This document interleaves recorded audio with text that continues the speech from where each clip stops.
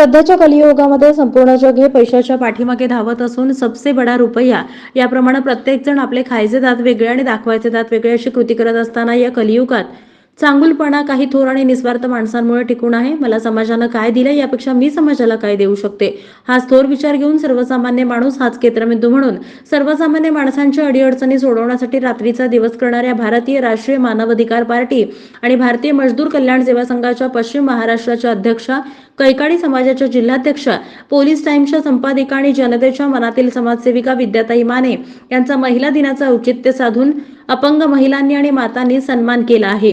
पैशाच्या श्रीमंतीपेक्षा माणसाची श्रीमंती किती महान असते या माणसांच्या प्रेमामुळे मला दिसून आलं असं विद्याताई माने यांनी सांगितलं.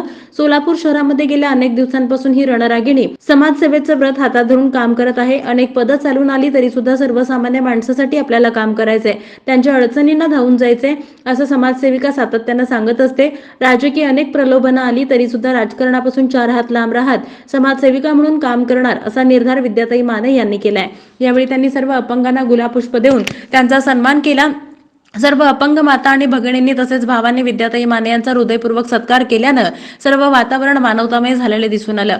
यावेळी संगीता सफार, आशा चौरे, सुरेखा बुरकुले, गौरी चव्हाण, ज्योती संथाराम, सुरेखा गडदे, सुनीता हुच्चे, सुनीता अंजिकाणे, बिस्मिला हुनकांबळे, वासुदेव हुनकांबळे, आसिफ अत्तार, सुहास सेडके, मलिशाम चुकाल तसेच मोठ्या संख्येनं माता, बंधू, भगिनी उपस्थित होत्या.